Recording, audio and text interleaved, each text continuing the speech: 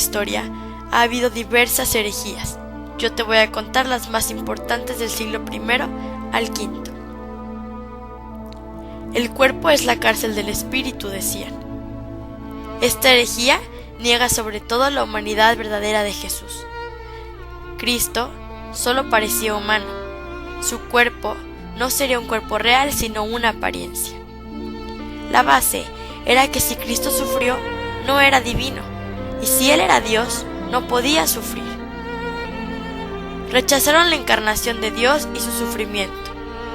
El problema fue que comprometieron la veracidad del nacimiento, pasión y muerte de Cristo, así como también el valor real de su acción redentora.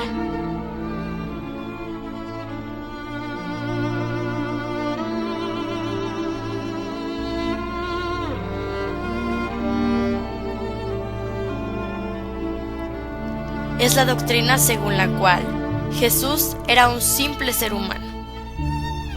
Tenía una dignidad similar a la de Dios luego de su muerte.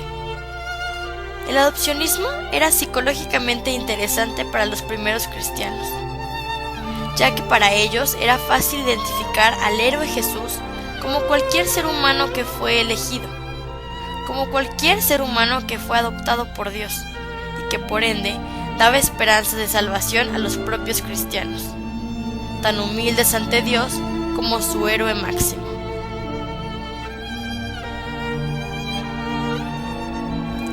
Esta era una forma extrema de ascetismo.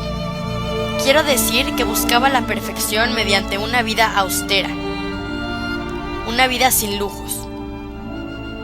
Esta herejía rechazaba el matrimonio y la procreación, al igual que ciertos alimentos como la carne y como el vino.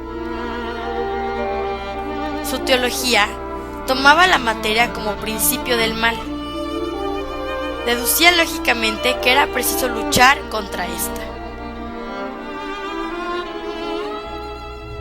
Sin duda alguna, fue la herejía más peligrosa durante los 3 primeros siglos para la Iglesia. Influenciada por filósofos como Platón, está basada en 2 ideas falsas. La primera aseguraba que la materia es mala y el espíritu bueno. La procreación también era vista como algo perverso, ya que atrapaba a las almas inmortales en la cámara de tortura que es el universo. Las mujeres eran espiritualmente inferiores porque eran ellas las que incubaban a los prisioneros. La segunda idea es que los gnósticos afirmaban poseer un elevado conocimiento, una verdad dada a conocer solamente a unos pocos. Ellos afirmaban tener conocimientos secretos obtenidos de los apóstoles. En cuanto a la salvación, se ganaba a través de la adquisición del conocimiento divino. Los evangelios gnósticos, después llamados evangelios apócrifos, tienen algunos relatos semejantes a los cristianos, pero suelen contener fantasías que no concuerdan con la fe cristiana. Jesús, después de su bautismo, tuvo una virtud especial. Antes de su pasión, esta virtud que estaba en Cristo abandonó a Jesús, que sufrió y murió como cualquier otro hombre, mientras que el Cristo permaneció impasible y sigue existiendo espiritualmente. Este movimiento es muy interesante, ya que no pretendía anunciar una nueva doctrina, sino que quería revalorizar ciertos elementos que se habían dado por perdidos. Insistió en las prácticas ordinarias en la iglesia de entonces, como la preparación al martirio, el ayuno y la serofagia, que es la abstención de alimentos húmedos. La castidad dentro del matrimonio y la prohibición de segundas nupcias también estaban incluidos. El profetismo difería de la tradición primitiva, puesto que los profetas del montanismo se consideraban como receptáculos de la divinidad. El nombre se deriva del griego ophis, que significa serpiente.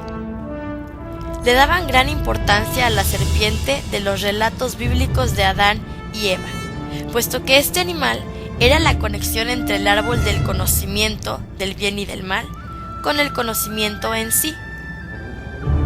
Contrario a la interpretación cristiana, de la serpiente como Satanás, los sofitas miraban a la serpiente como la heroína y asignaban a la figura que la Biblia identifica con Dios con la del malvado demiurgo. Aseguraban que lo que la serpiente buscaba en realidad era entregar a Adán y Eva el conocimiento, y la prohibición de este conocimiento era Dios. La Iglesia, finalmente, destruyó todos los manuscritos y textos de los sofitas.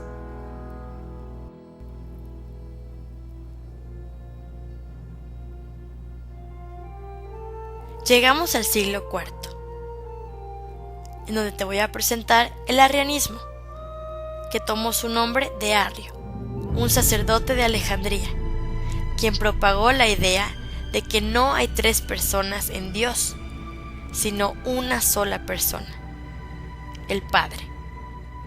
Se ocupó principalmente de despojar de la divinidad a Jesucristo.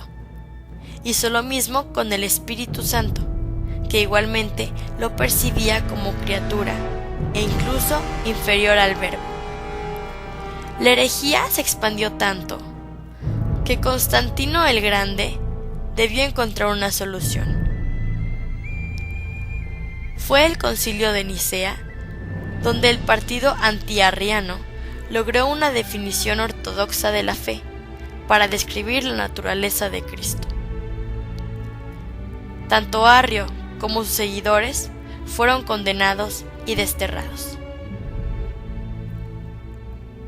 Predicado por Prisciliano, fue condenado en el primer concilio de Toledo y en el concilio de Braga, basado en los ideales de austeridad y pobreza. Además de instar a la Iglesia a abandonar la opulencia y las riquezas para volver a unirse con los pobres, el priscilianismo, como hecho destacado en el terreno social, condenaba la institución de la esclavitud y conseguía, además, una gran libertad e importancia a la mujer como participantes activas. El priscilianismo recomendó la abstinencia de alcohol y el celibato, pero no prohibió el matrimonio de monjes ni clérigos. Aseguran que negaba el dogma de la Trinidad y defendía una concepción unitaria, pero Prisciliano jamás defendió tal doctrina.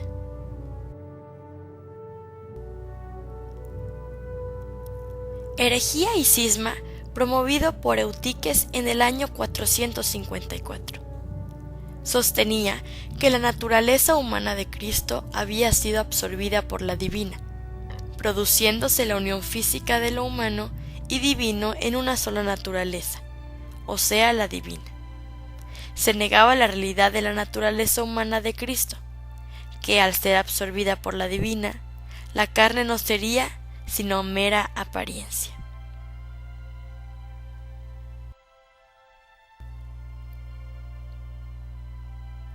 Espero que al final de este trabajo hayas tenido una pequeña idea de lo que eran las herejías. Una herejía no se refiere a la persecución de las personas, sino se refiere a aquella afirmación que va en contra de un dogma, que iba en contra de la Iglesia. Es por esto que aprender la historia de la Iglesia nos ayuda a aprender y nos ayuda a comprender por qué en esa época las personas eran perseguidas o eran culpadas o eran expulsadas o eran excomulgadas de la Iglesia cristiana. Si trasladáramos esas épocas a la actualidad,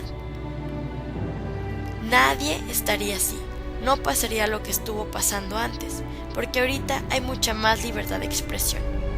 En ese tiempo, las personas no podían hablar, no podían decir lo que pensaban, no podían creer algo diferente. ¿Por qué? Pues porque eran culpadas de hacer algo malo, eran culpadas de ir en contra de la mayoría de las personas, de ir en contra de la Iglesia. Y eso estaba muy mal. Te invito a que sigas investigando y comparando acerca de la historia de la religión.